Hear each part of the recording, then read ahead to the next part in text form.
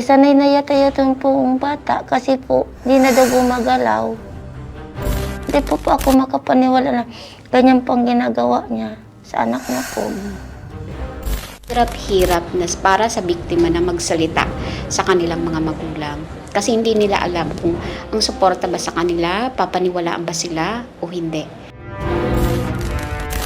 Hinagpis ng isang ina ang nasaksihan ng programang Ako Bicol Tabang Ora mismo ni Congressman Saldico nang iparating sa aming team ang aktual na video kung saan kitang-kita ang pangahalay ng sariling ama sa kanyang 10 taong gulang na anak.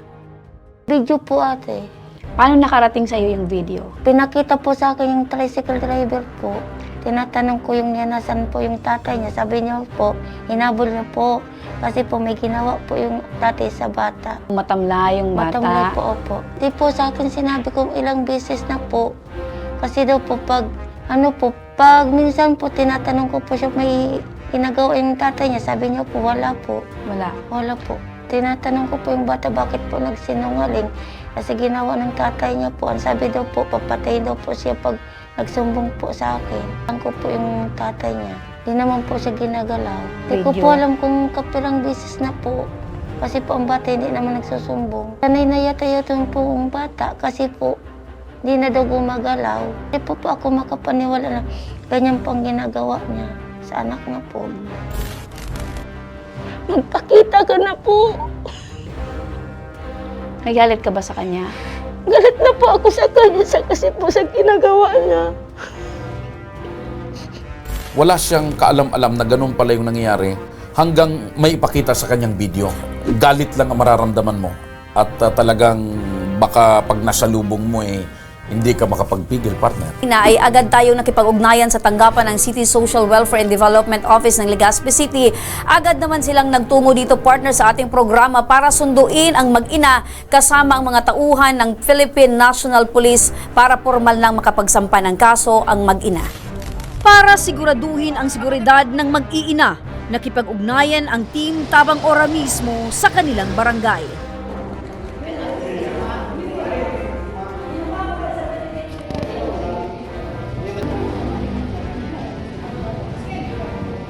Konting cash assistance, tanggapin niyo po, ma'am. Alam ko po, ma'am, na hindi po yan sapat para makabawas sa niraramdaman niyo po ngayon ng sama ng loob. Kahit pa paano po, sana magkaroon po kayo ng pag-asa sa tulong ng mga opisyal, and then yung PNP po, and then yung sa aming programa po. Salamat po sa nagtutulong sa amin po. Pagkatapos lamang ng aming pagbisita, ay agad nang inalalayan ng City Social Welfare and Development Office ng Legazpi City kasama ang otoridad mula sa Women and Children's Protection Desk ang mag-ina upang makapagsampa na ng formal na kaso laban sa ginawang pangahalay ng ama. Makalipas lamang ang ilang oras ay formal lang na isampa ang kaso. At muling nagbigay ng paalala ang tanggapan ng CSWDO para sa sinumang biktima na nakakaranas ng parehas na pangyayari. Hirap-hirap na para sa biktima na magsalita sa kanilang mga magulang.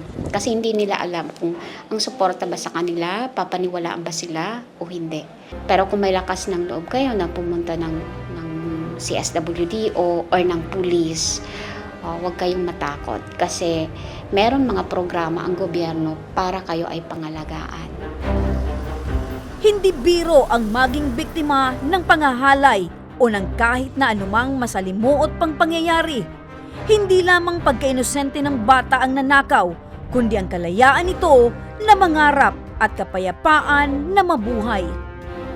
Ngunit habang narito ang Ako Bicol Tabang Ora mismo ni Congressman Saldico, mananatiling adikhain ng programang ito ang ipaglaban at panindigan ang sinumang biktima ng pang-aapi.